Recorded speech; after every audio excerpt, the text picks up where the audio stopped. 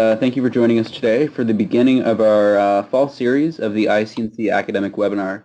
Today we have with us Michael Wilson, who is a PhD candidate at the University of California, Santa Cruz, and also an ICNC PhD fellow. My name is David Reinbold, and I am the coordinator of digital initiatives at the International Center on Nonviolent Conflict. Today's webinar presentation will shed light on some of the reasons why groups might transform their tactics from impromptu riots and violent responses to disciplined and strictly nonviolent means of struggle. Ethnographic evidence from 4 cases of gold mining conflicts in Peru will help us illustrate how, in response to an adversary's discourse that branded resistors as criminals and terrorists, activists planned, strategized, and trained in self-restraint, adopted nonviolent frames and tactics, and disciplined their public actions. Before we begin today's webinar, I'd like to draw attention to our upcoming webinars. Listed on this slide, you can find more information about these webinars by going to our webpage at www.nonviolent-conflict.org/webinars. Michael Wilson is a Mexico City native and a PhD candidate at the University of California, Santa Cruz, where he focuses on peace and conflict in Latin America. He is also a research fellow at the Council on Hemispheric Affairs and a PhD fellow at the International Center on Nonviolent Conflict. As an undergraduate, Wilson was a co-host of a news radio show, student body president, and news editor of the campus newspaper. He is currently living in Peru and conducting fieldwork for his dissertation, although he recently returned to the United States. His research centers on extractive industry behavior, political violence, civil resistance, and the politics of media. His work has been published in Peace Review, a journal of social justice, COHA's Washington Report on the Hemisphere, the North American Congress on Latin America's Report on the Americas, Waging Nonviolence, Human Rights Review, Alternate, Tikkun, Counterpunch, and others. And with that, I will now pass full control over to Michael, and he will begin. Thank you very much to all of you. Thanks for being here. Thanks to colleagues at ICNC for inviting this talk, and thanks to all the attendees. I really look forward to our discussion. I'm going to be sharing some of the results from my field research I've just finished in Peru. I spent 13 months there comparing 4 gold mines and only just got back to California about 10 days ago. So I'm very excited to share this opportunity, to share this research for this opportunity, sharing my preliminary findings and hearing your thoughts. It's really invaluable to me. So what I'd like to do in this talk is to expand on earlier internal conversations I've had with ICNC members and to focus on a particular finding of the study regarding how struggle is framed and the struggle over framing, if you will, in the Peruvian context. To do that, I will first introduce the importance of the question, briefly review how I'm going to seek answers to it, and why these methods are especially useful. Then I will discuss how different analytical frameworks inform this research and the ways in which this research seeks to fill gaps in that literature. Next, I'll spend the bulk of my time, probably less than half an hour, providing a thick description of the 4 cases themselves. I will detail the process of movement organizing and of navigating conflict waves for each case. Fourth, I will offer some early conclusions about how the cases do and do not exhibit a process of groups learning the importance of framing and thus adapting measures and tactics accordingly. Then, I want to leave at least an hour to get into a discussion with everyone in attendance and to hear your thoughts and other thoughts and recommendations. Since the end of the Fujimori regime and the return to democracy, Peru has seen an unprecedented rise in conflict related to resource extraction.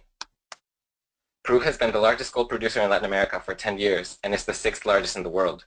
Its economy derives 45% of its export income from copper and gold alone, and another 15% from other minerals. This over-reliance on extraction is a powerful incentive for authorities of almost all stripes and at all levels of government to promote and protect mining investment. So it really is no wonder why so many conflicts related to extraction, most of which are over mining particularly, are active at any point in time. But why should people far away from these mining sites care? First, because these conflicts are part of an increasingly global chain of regulation, production, consumption, and waste, which may indirectly involve us all. And most of all, because of how deadly these conflicts often become. In light of this, my research question is as follows. Why do social movements coalescing around similar mining issues develop different tactics and abandon armed or violent resistance? And how do their interactions with other actors shape this? Peru presents a context where mining has generated an alarming rate of conflict, which is often, but not always, violent. Given this range of diverse and frequent conflicts, it is a prime context in which to study movement strategies in subnational conflicts. In other words, when the stakes are not bringing down a dictator or a regime, and instead are about resource use, sustainable development, and broader claims for services, why do people resort to one type of tactics versus another? To answer these questions in brief, I conducted 13 months of field-intensive ethnographic and comparative research of 4 cases. I collected most of my data through more than 200 interviews, dozens of events and processes attended, and hundreds of documents which I've archived for coding and analysis. I went to Peru to ask why so many conflicts over mining have become violent, and why some have remained cases of nonviolent civil resistance. During my fieldwork, though, I found that some cases had actually transformed from one type to the other under some interesting conditions. The literature provides some interesting insights regarding this in different contexts. For decades, there has been an explosion of research into civil resistance and its ethical value, and more recently about its strategic efficacy as well. But civil resistance remains a nascent and understudied field, with ripe opportunities to expand our understanding using the concepts it has developed thus far. For example, we have learned to attend to movements' claims, organizing structures, and their methods of waging conflict on the ground. Most importantly, this field has drawn our attention to the internal processes of social movements, such as their learning, both from earlier experiences and from movements in other places. Scholars such as Stefan Chenoweth famously have argued and shown how, at least in national level campaigns, civil resistance is more likely than violent resistance to draw support, and is also more likely to win. But movements do not always adopt civil resistance, and we're only beginning to understand how they do so in specific contexts, such as in subnational resource conflicts. At least going as far back as Tolstoy and Gandhi, plenty of literature available have argued that media representations are key to waging successful struggles, and that civil resistance is particularly suited to getting the right coverage or frame in media. The idea here is simple. Images of people courageously standing up to injustice and refusing to be provoked by violent reprisals can spark moral outrage among the audiences. This indignation erodes the authority of the aggressor and generates support for the movement. But are there other context-specific factors that might amplify the importance of frames? Often, the frame itself becomes a site of the struggle. The conflict becomes one over narratives and meanings, which may influence the directions of material conflict. Indeed, this is an understudied factor that may explain not only why nonviolent resistance is more effective, but also why social movements adopt tactical innovations and transform their strategies, and thus we have much to learn about it.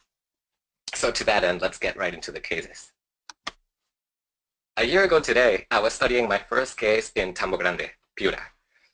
Farmers there had opposed mining for decades before the arrival of the Canadian company Manhattan Minerals in the mid-1990s.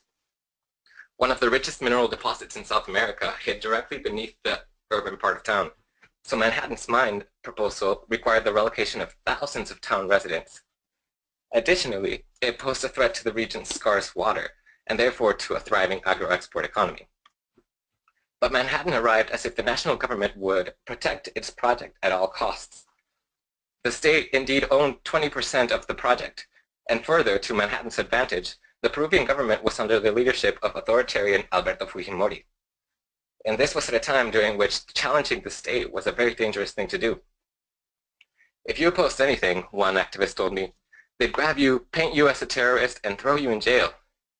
But still, a grassroots movement was formed to oppose mining in the district.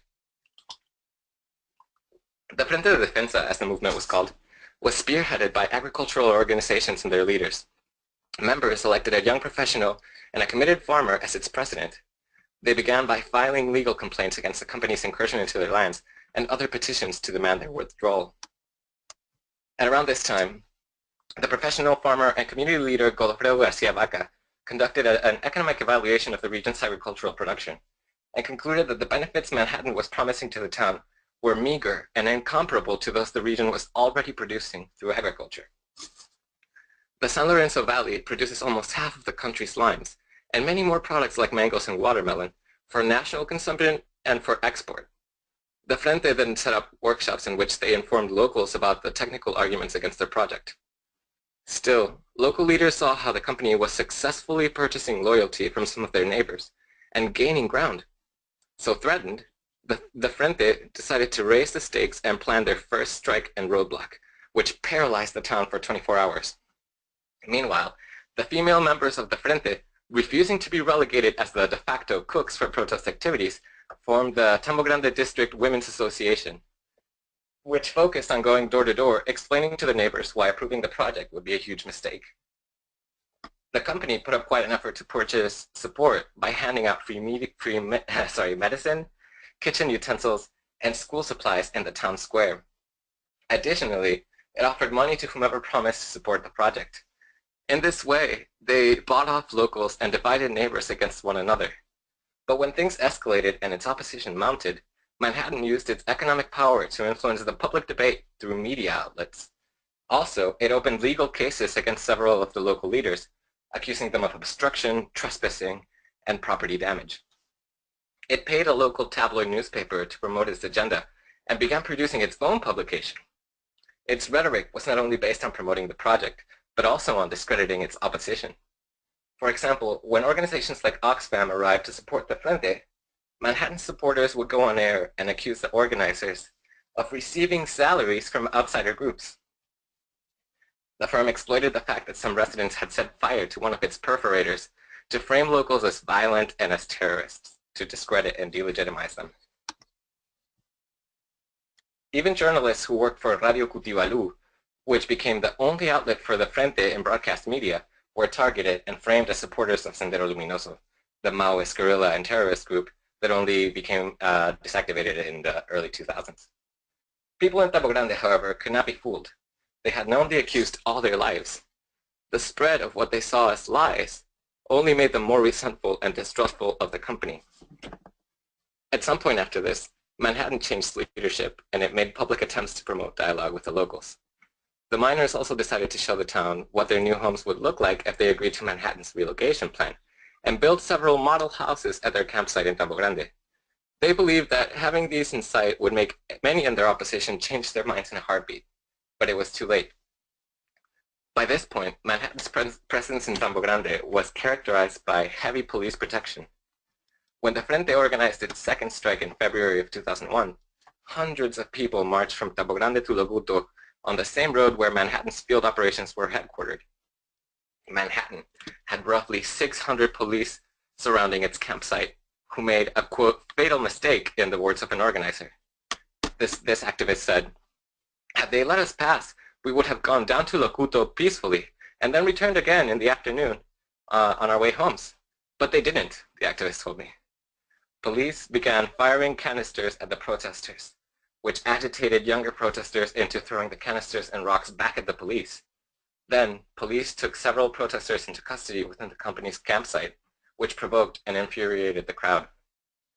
By the afternoon, the massive protesters had all but destroyed the walls to the compound and burnt down several of the model homes and vehicles inside. The company continued its lawsuits against more than 60 leaders, and it left Tambo Grande for 3 months. On March 31st of that same year, as Godofredo Garcia of the Frente drove to his farm with his son, a gunman jumped in front of the truck and shot him in the chest. The masked killer made sure that he had killed Godofredo, but then let his son go.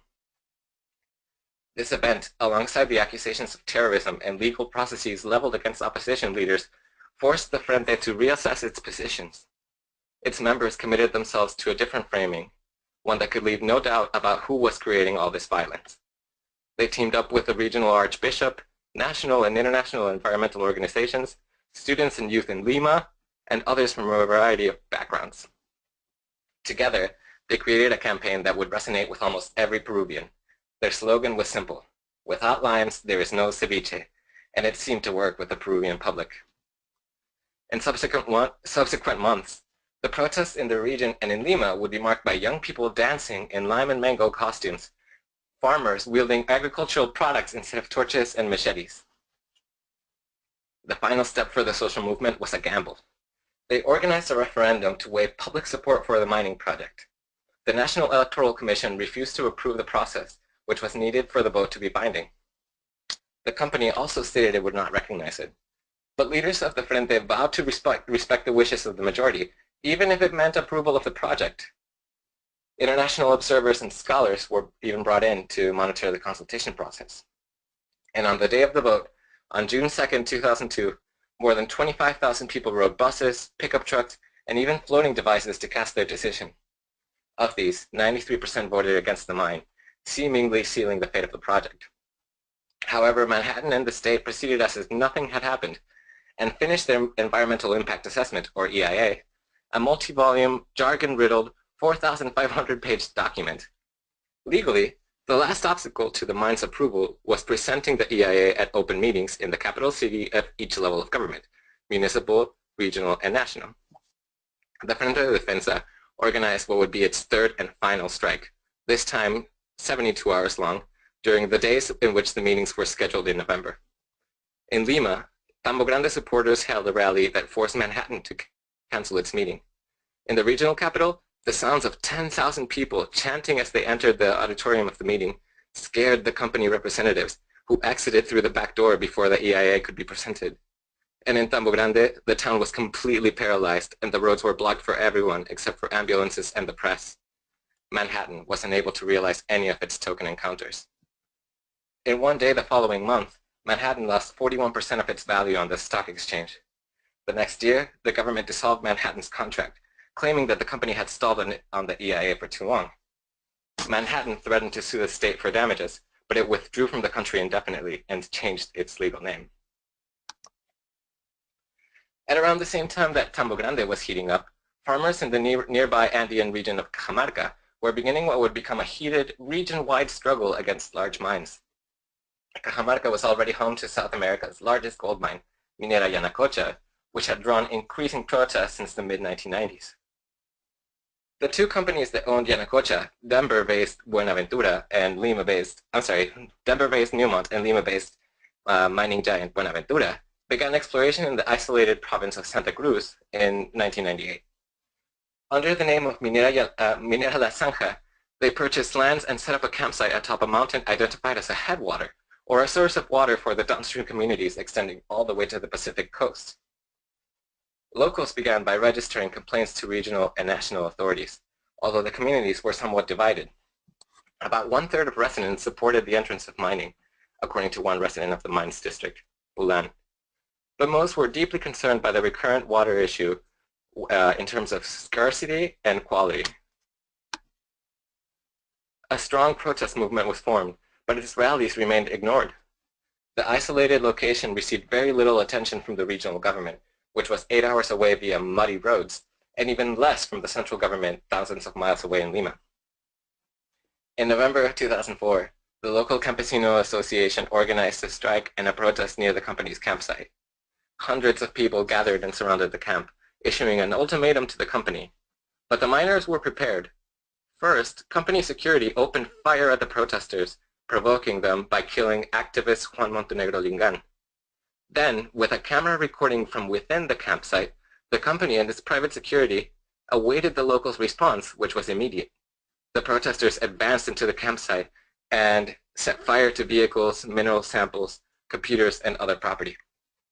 The company swiftly released edited videos from the event, and the media outlets with which it had advertisement contracts quickly reported on the, quote, barbaric, quote, radical, quote, violent nature of these attacks. During interviews, one of Buenaventura's executives said the protesters were only interested in keeping out the project because they were drug traffickers, and therefore they didn't want the attention and progress that would come about if the mine was built. I investigated this in the area and could not confirm the presence of poppy producers anywhere, which leads me to believe that this was a frame of criminalization to delegitimize the movement. In the aftermath of the confrontation, Minera La Zanja allowed for a period of cool-down. They left the area for a couple of years before returning with a new strategy. The firm then set up academic consultants from the regional capital and from the Lima-based development organization Padre to win the hearts and minds of the communities in the area.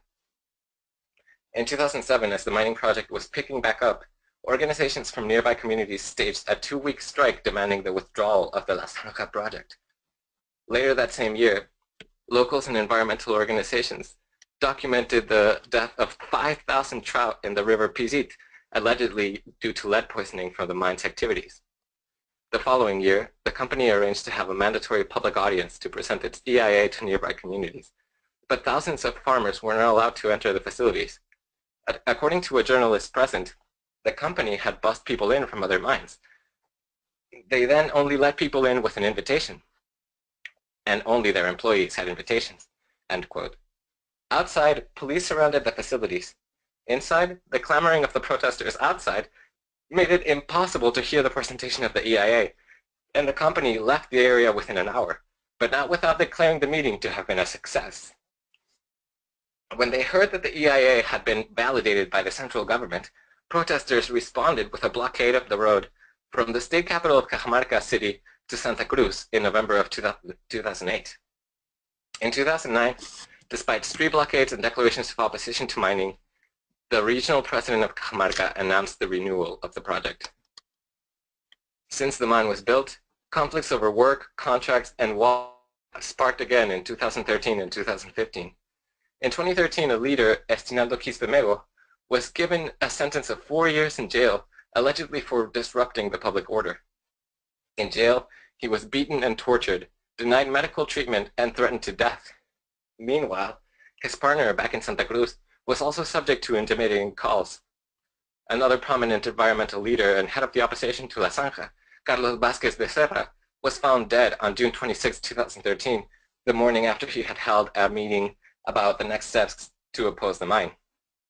As a member of the Mothers Club of Pulan remembers, this was the second mysterious death of an anti-mining leader in the area. In 2007, the mayor of Pulan, Oscar Romero Malca, was killed in a car accident. Indeed, the threat of harsh repression against activists played an important role in the opposition's thinking during this time. But their opposition didn't end. Rather, they found ways to resist the mining project without risking too much, such as through non-cooperation. For example, a group of interviewees noted how they refused to provide food to the mining company's proxy NGOs. Media reported a confrontation with police in 2013, but focused on how protesters threw rocks at police. Most, if not all, of the activists with whom I spoke were keen about the criminalizing and delegitimizing discourse that had been used against their movement. Second, they invariably reported that they rejected all forms of violence. Quote, "We want to organize and not fall in acts that may seem violent because they'll paint us as terrorists. We want pacific demonstrations, etc. We hope international NGOs will get interested in helping and that we can do all this," said an environmental activist in Pulan. While the social movement in the Santa Cruz province seems to have deflated, it continues to organize, and its members are conscious of the need to exercise self-control against police provocations. Moreover, when public activism and organizing became dangerous as a result of the high cost of repression and criminalization, residents in the mining district and the broader province found creative ways to resist the mine's operation, non-violently, of course. The overall and quite visible change in strategies as the conflict developed suggests perhaps a learning process resulting from violent confrontation. All of this was occurring within the context of a broader tension in Cajamarca as a whole, so there is little doubt that the movements that formed against otherwise isolated projects gradually learned from one another. Barrick, the world's largest gold producer, discovered deposits in the La Libertad region's highlands in the early 2000s. At the time, it drew protests from communities high into the Andes at around 2001. People were concerned with water, which they identified as a source of identity, of ancestral heritage, and of life. The company was granted a concession that included dozens of large lakes, many of which supplied many of the area's subsistence farmers and small towns. But Barrick, which already had experience establishing a large mine in Peru, acted quickly. It offered petty cash and jobs to the majority of the population, most of whom were subsistence farmers and quite economically impoverished, and seasonal workers at other mines nearby. So the protests largely ceded. In the meantime, it took advantage of reforms to mining law that accelerated the approval process. Barrick declared its requirement to hold public audiences complete by 2004 and began operating by mid-2005 ahead of schedule. The Lagunas Norte project would soon become one of the 10 largest gold mines in the world. The mine was located near a district with a long tradition of mining, dating to the colonial period, which made resistance difficult to organize, as many locals depended on mining activities for their salaries. But when the company counted courted the idea of expanding operations to some of the area's lakes, starting in 2011, a movement with broad support from the 3 provinces around the mine was formed. It had the support of at least one district mayor, as well as urban and rural residents, farmers, young activists, women, and even mine workers. The words of one company employee summarize what many viewers expressed when he said that his community supports mining, but, quote, these lakes are untouchable. The way the company handled this conflict is perhaps the key factor to account for in how the conflict developed afterwards. Noting the economic damage caused by the strike, Barrick quelled the protests by offering private contracts and cash to opponents, and by staging a dialogue table in which it verbally agreed to essentially anything the protesters in attendance asked. This established a pattern of conflict that would reignite again in 2013 and 2015. Conflict, dialogue table, concessions, broken promises, conflict. The strike in June 2015 was violently dispersed by police. Local miners and their families, including women and children, were demanding higher wages and more opportunities for the area's unskilled laborers. They staged the strike and blocked access to the mine's entrance for 2 weeks before national and regional police were sent to break up the blockade.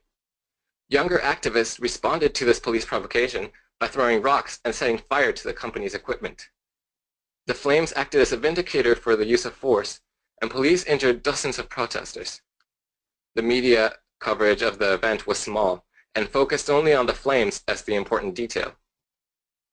Afterwards, some of the elderly leaders of the movement agreed to no longer allow these youth to their protests. They realized the cost of their reaction and established an innovative rule for their protests. They would ensure that only people who had been properly debriefed on their rules of engagement could attend the protests by requiring to see their IDs. This is an impressive type of innovation, learning not to play into the trap of provocation.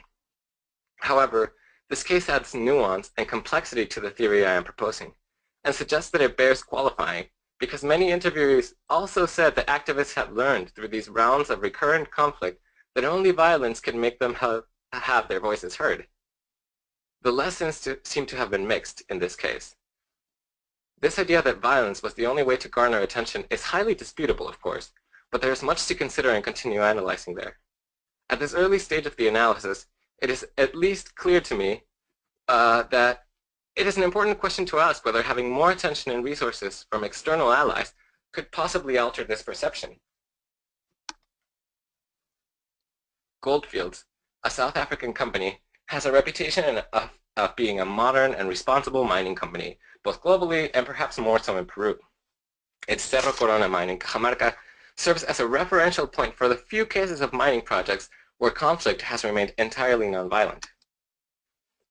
There have been at least 3 strikes and demonstrations aimed at the company, but no property damage has been registered, nor has any police violence against protesters.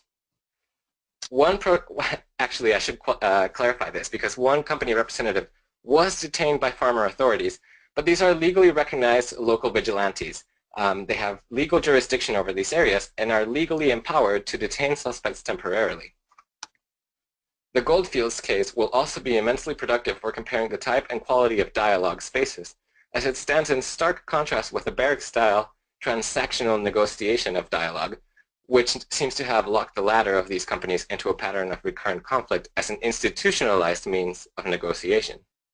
The environmental movement leader in town told me that these dialogue spaces were only meant to depoliticize the conflict, which is also an interesting angle from which to think critically about the case. However, I have only just completed fieldwork at this case and will need to analyze it much more profoundly, as well as the material collected in the coming months, to understand its prospective lessons. There is indeed much to learn about these cases, even upon an initial look immediately after the fieldwork stage. The 3 principal cases show 3 different forms of innovation, all responding to the same mutual reinforcing dynamics of discursive delegitimation, media criminalization, and legal repression. Respectively, social movements in the cases began requiring IDs in Lagunas Norte, shifting to less dangerous forms of non-cooperation in La Zanja, and working with external allies to build resonating frames of righteous resistance in Tambo Grande. And although with some caveats, in those 3 cases I heard activists reflect on the importance of strategic framing, within a context of concentrated media that pushes a very strong delegitimizing discourse. I believe that analyzing the particular cultural context of post-conflict Peru is crucial to understand the strategic choices that movements there are making. Peru is only recently emerging from a bloody period of an internal armed conflict in which almost 70,000 people died, and during which many people directly and indirectly experienced some form of political violence from state or from armed groups. One legacy of this internal conflict is that words such as violence and terrorism are loaded concepts that have resonance in recent memory, carry a certain cultural weight, and they hold a lot of power to add or remove public legitimacy. Therefore, I argue that in a context where discourses of, quote, violence and, quote, terrorism have such strong cultural resonance, the cost of being framed as violent radicals is indeed very high in terms of public relations, external assistance, and criminalization.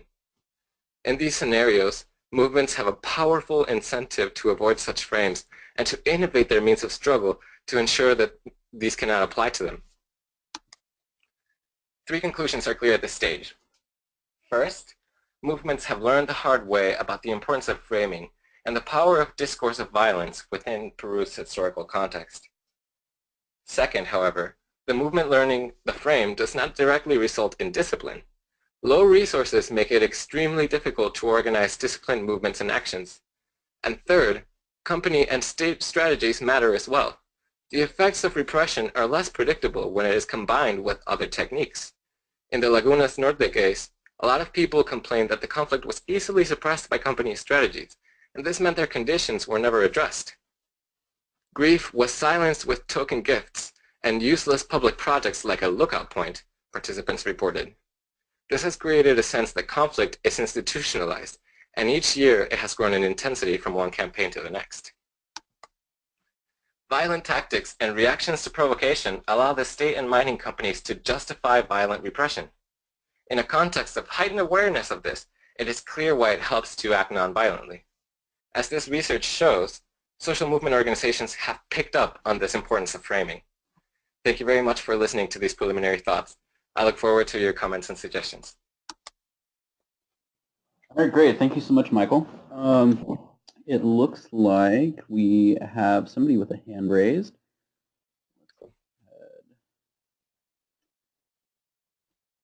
Bob, can you hear me? Yes. It looked like you had a question. I do, and I appreciate it. I had to come in a few minutes late, so I might have missed one of the points, but ironically, I'm giving a talk on framing today. I wanted to ask Michael if he would explain that a little better as to how what he saw as the importance of framings and how it differed between those movements. Okay, should I answer one by one, or should we pick up a couple of questions, David? Let's start with Bob's question, and then we'll get some more to you. Okay, sounds good.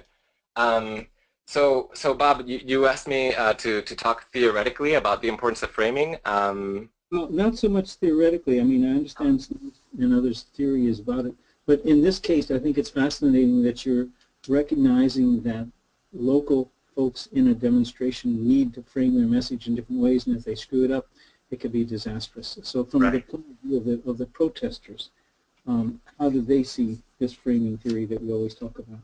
Yeah. Well, it was really interesting to compare, for example, Tambo Grande with La Zanja in that respect, right? Because in Tambo Grande, there was absolutely a learning moment in which the movement together as a collective saw what had happened. The burning of the campsite led to the assassination of one of their dearest leaders.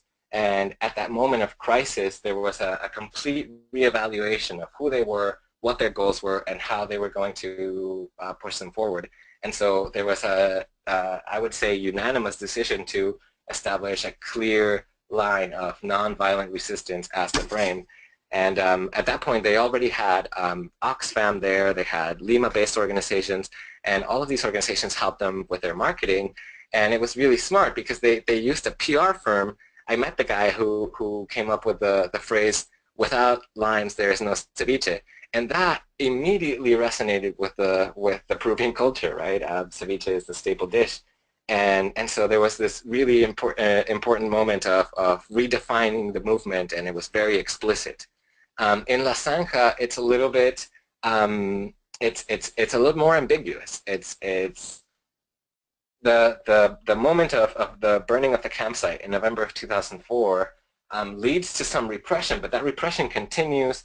The movement more or less demobilizes, but people still learn ways to stop, to prevent whatever had happened in 2004 when the burning of the campsite happened, and to just try to resist in less dangerous ways because of this really strong repression that they were feeling. And this was reported to me by activists, by residents, by the young women's group or association in Pulan. People saw that it was a strong repressive mind against which they had very little mediatic power or public influence.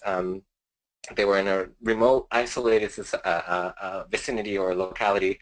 They had very little media attention, and so because the company was so dominant in establishing its own frames, they had no way to establish a frame sort of like in Tambo Grande of nonviolent resistance. They instead had to just quietly shift to nonviolent resistance, and I think that makes it interesting as well. All right, great. Thank you, Michael. We have another question. Priyanka, can you talk, please? Yeah. Hi. Can you hear me? Yep. Yes. Hi, Michael. Thanks for that wonderful presentation. I'm just thinking of ceviches because I just spent about 3 weeks in El Salvador recently. And it just seemed quite a similar case there too with Canadian mining companies mining for gold. So I'm wondering if there's been any alliances with Central and South American similar movements against gold mining, with this movement here. That's one. And also, who is leading the movement against these mining? Is it like the older folks, or it's the youth? Or I mean, I understand that the youth. You clarified how they need to have this ID so that they have been debriefed well. But I just want to understand who are really the people who are leading it. And finally, how is this country, trying to have that conversation between stopping the mines because it's going to really impact their ecology and everything versus having quote-unquote development, because that's how in the post-imperialist, post-capitalist society, mines are considered to be the tools for development, and that's where the conversations take place. So what's the balance then about how is Peru and how are these activists approaching the idea of development? Yeah, these are excellent questions. Okay, so first, I want to ask you if you get a chance to speak again, or if you can tell me what the name of the mine in El Salvador is, because that sounds really interesting, especially if there's some relevant dynamics and processes going on. Yeah, sure.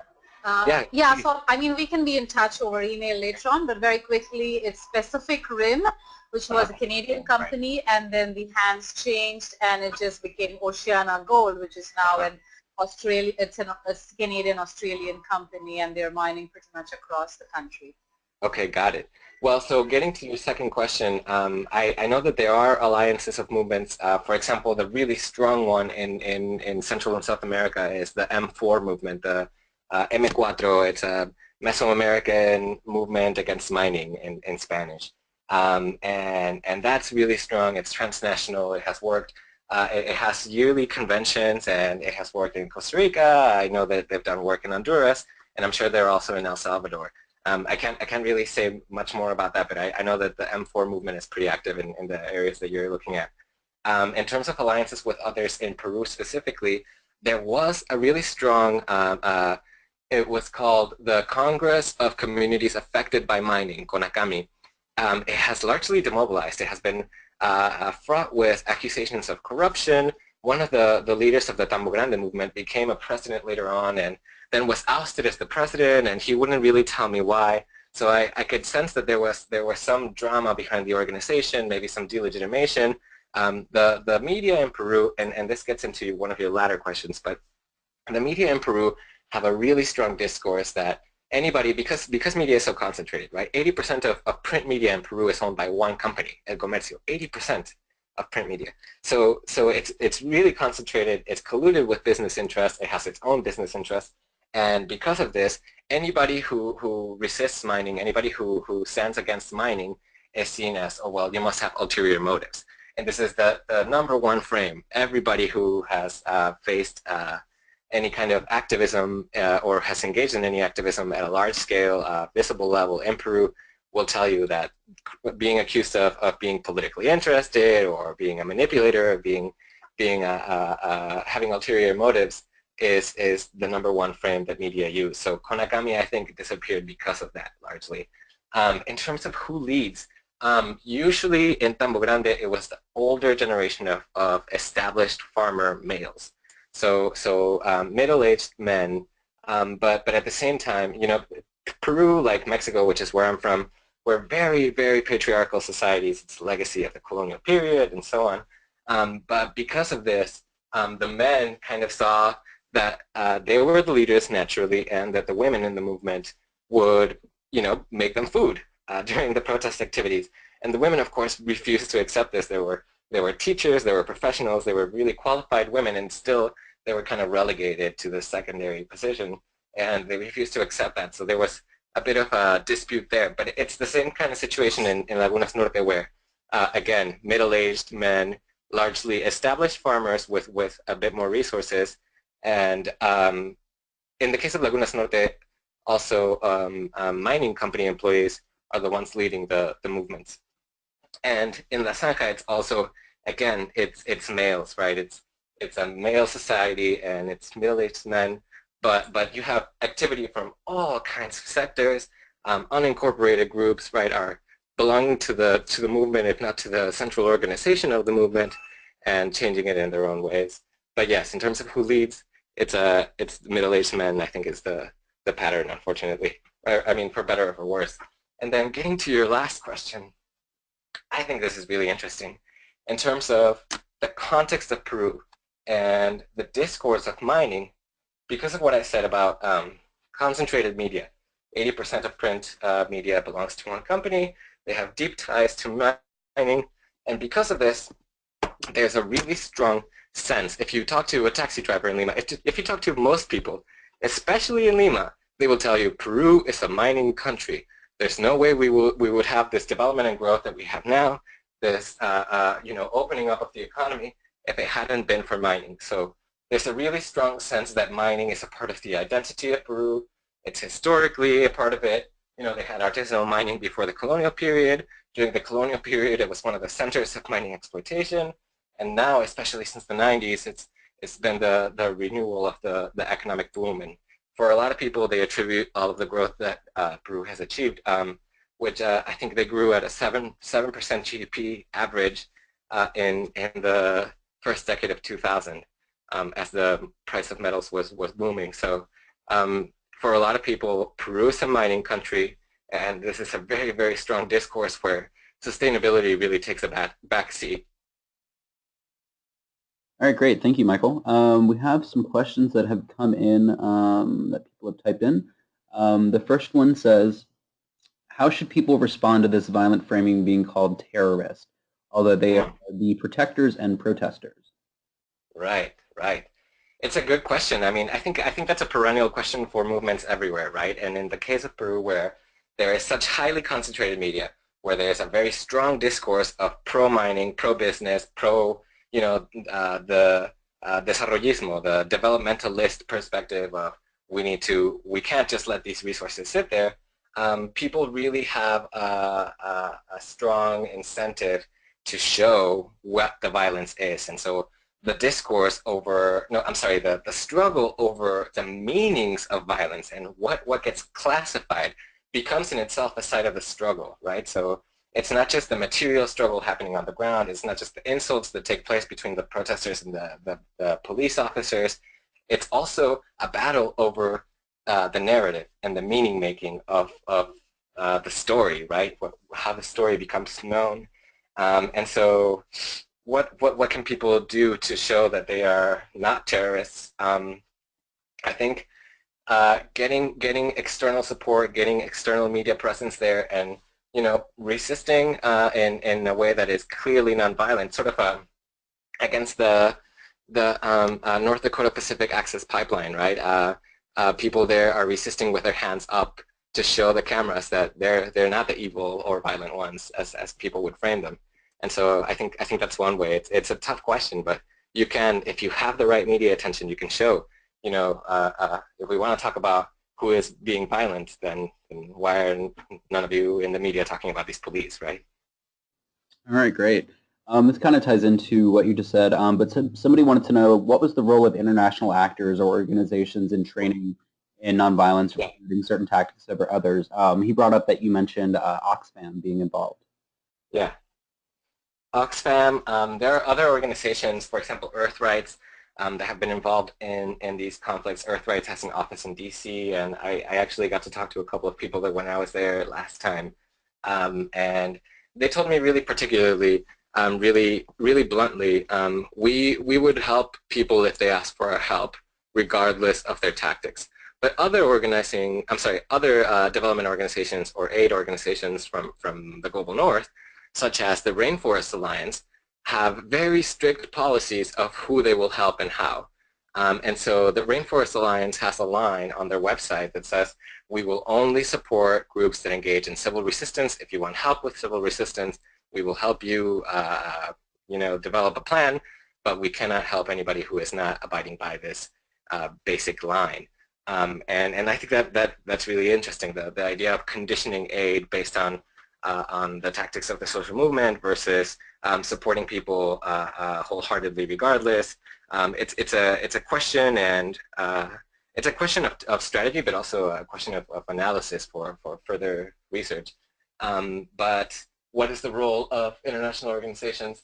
So also Earth Rights. Earth Rights is very passionate about their legal work, but they also, according to their website and according to interviewees, Earth Rights helps Peruvian activists in only a few limited cases, but it helps them with nonviolent resistance. What this means is they help them prepare their legal cases.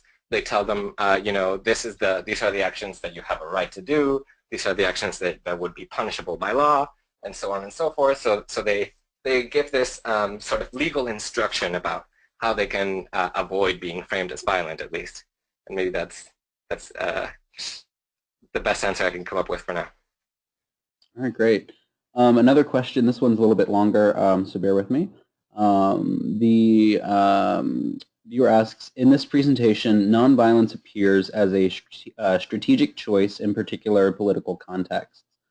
This tradition of strategic nonviolence exists alongside another more Gandhian tradition which sees nonviolence as a much broader and deeper ethical practice that also entails more general moral, democratic, and economic transformations. Was this second tradition present in Peru as well? For example, did you find nonviolence to be part of a broader cultural modernity or simply a political tactic with quite limited goals? Yeah, that's a great question, because this is, I think, where it gets a little bit murky.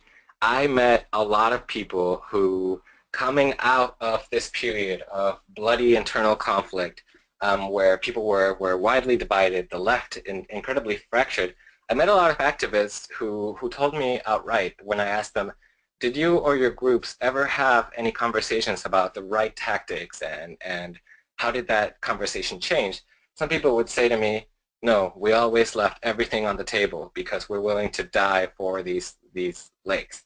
Implying in a lot of cases, and not just implying it, sometimes going as far as to say it, that they'd be willing to defend those lakes. One man told me that he showed up to the protest at the lakes with a gun, right? So there are a lot of people who are willing to go all the way. I think that's definitely true. But like most places, I've done other research projects from other parts of the world with activists and former terrorists, and I think most people around the world are explicitly against using violence themselves. It gets a little bit murky when you add qualifiers, like, is prison an adequate or acceptable form of violence? Is torture acceptable to get information? All of these ways that we qualify violence, then get a little bit murky, but most people at a bottom base level are anti-violent in the way that you're saying, in a moral, deeper, ethical sense. Then, you know, strategically, some people in Peru, because of this context of internal armed conflict, because a lot of people dealt with having made that decision already and saying, well, no, I will support the liberation movement, you know, being pushed forward by Sendero Luminoso. Some people that I talked to were former terrorists or accused of being former terrorists. So one guy who told me, no, we're willing to go all the way. He was actually in jail for 10 years during the 90s for belonging to, or being accused of belonging to the MRTA movement, the Movimiento Revolucionario Tupac Amaru.